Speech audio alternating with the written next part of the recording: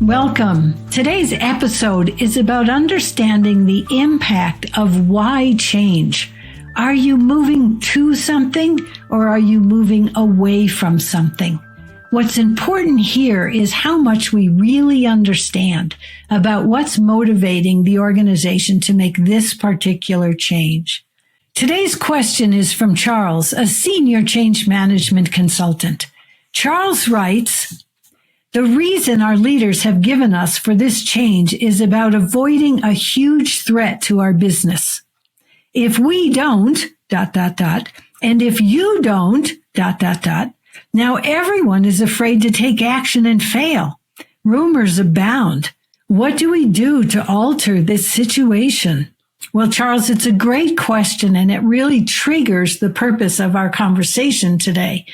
Leaders actually have a strategic choice to make when conceiving of change and certainly when announcing it. What they decide impacts how the change will be received and supported by the organization. It's a significant factor. So I ask you to think about this. What started the need to make a change? Was it a wake-up call? A threat? A possibility of something different, or an inspiration? Wow, if we could only do this.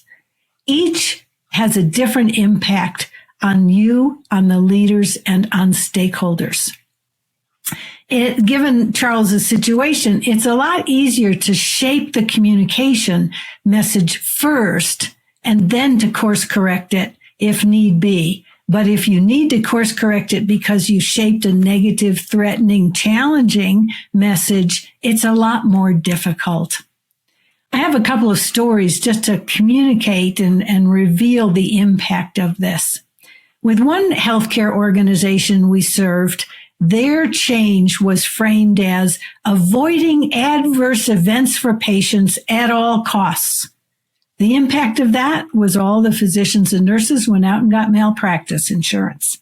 And it really instituted looking over your shoulder. Are you doing that right? Are you doing that right? So the avoidance of adverse effects had a negative impact on the culture, the climate, relationships, and communications. In another example of negative, in a police organization, when we got their request, it was about avoiding lawsuits about racial and gender bias. Do whatever we need to do to avoid lawsuits. Well, how different would it have been if their choice had been to increase a culture of diversity, of inclusion, of support for differences? Very different outcome, but their change was framed as avoid lawsuits. Couple of positive stories. In one government organization we worked with, a federal agency in Canada, they were about modernizing access to constituent information to be a one-stop shop for all the information for a constituent through a technology upgrade to an easy-to-navigate portal. So one-stop shop, all information, ease for customer, ease for constituents, very important and positive move. Another positive example, a utility that we worked with at length, was about transforming towards a safe, reliable, affordable, renewable energy source, electricity in this case. And so all of those words were very motivating, very inspiring to that organization. So I ask you from these stories, what is your motivation? What's behind the change that you are serving? So it's important to reflect on, for those of you that have had the experience like Charles's story, about what occurs, what is the result of when a change is communicated in threatening or negative terms. There's a lot to consider here. The message becomes hard to understand, hard to hear. It's threatening. Perhaps there are a lot of questions or a profound silence. That's even worse. Lots of times challenging assumptions show up. There's a lot of but, We did this, we did that. Can't we do this? There's a lot of pushback, so to speak.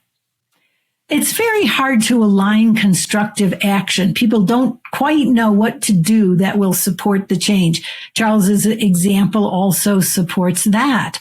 People don't really know how to act if it's going to lead to potentially failure or a slowdown. Inevitably, there's a lot of fear, anxiety, resistance, rumors, hard to address.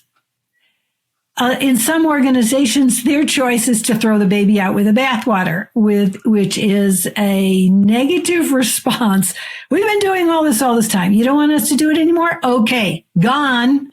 That removes the possibility that some of what they were doing is really actually needed and positive.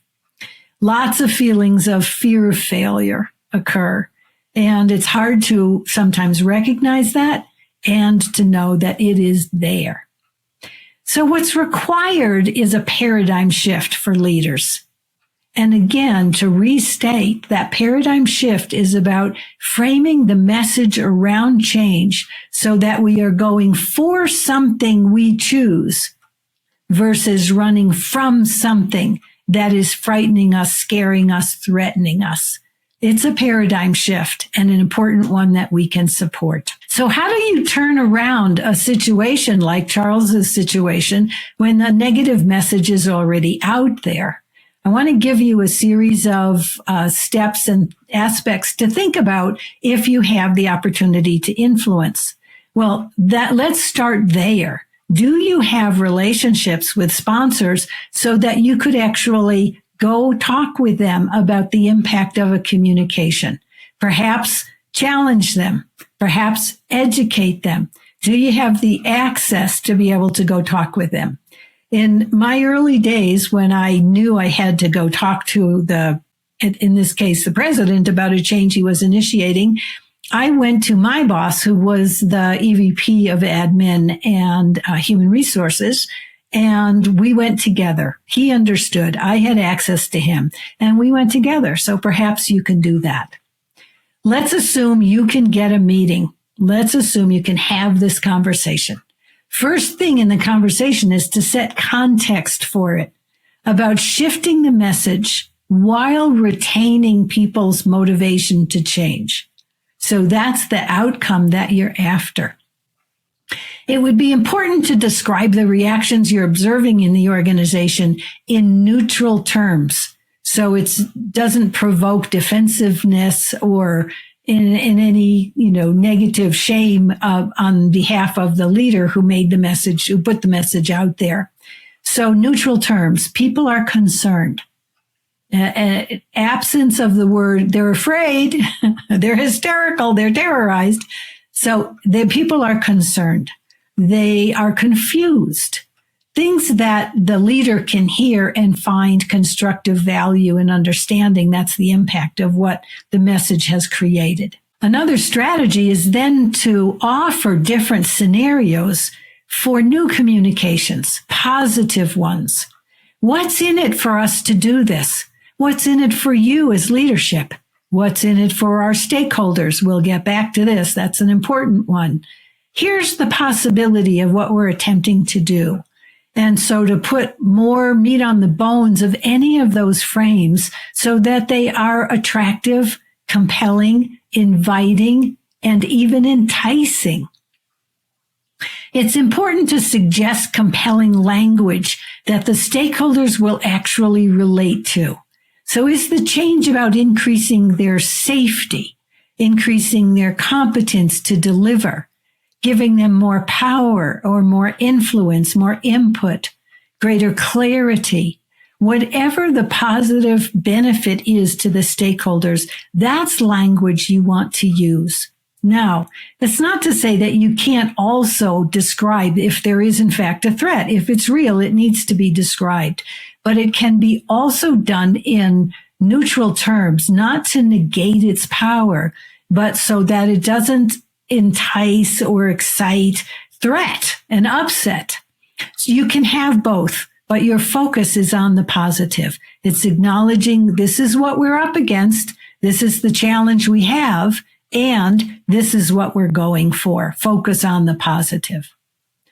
Always offer support to frame new communications and always confirm a next step in your process to talk further, because you always want to stay on top of the reactions in the organization when additional communications come out, especially one that course corrects or shifts the focus of the change. So what is compelling to stakeholders? What are the kinds of things you can put into a message to make it more positive, more compelling about the change that's being launched? What can you say that would have stakeholders choose to make this change? So I have a variety of things to mention to you. First up is, how do you make the change relevant and meaningful? Relevant is about having a stakeholder realize that their work, their contribution fits and serves something larger than them. And what the whole organization is about, or what their department is about, or what the community needs, that there is a larger context that they contribute to. That's relevance. Meaning is more personal. It's, what does it mean to me? How does it impact me? How do I make sense of what is being done here?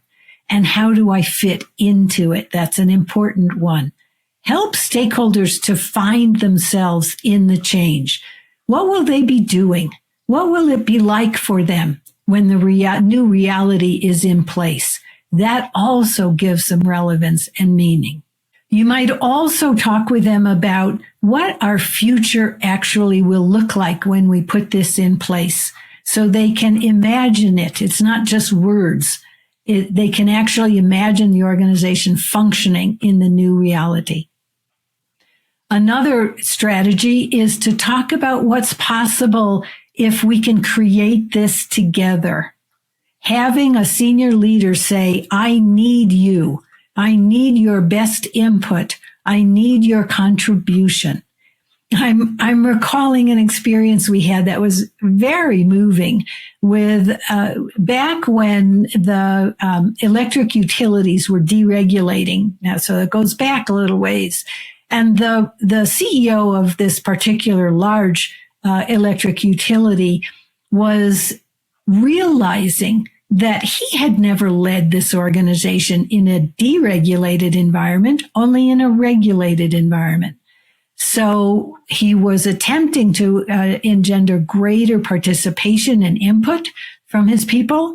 And he announced in a major visioning meeting, I need you. I've never lived in a deregulated environment. We have to figure this out together so that we can continue to grow and be successful and thrive and expand in our new reality. But I don't have experience in that reality, so I need you. Very powerful message, very powerful frame. You might also describe the new reality working effectively, working perfectly, so that people can say, oh, I get what it's supposed to be like. And then asking, what can you contribute to that?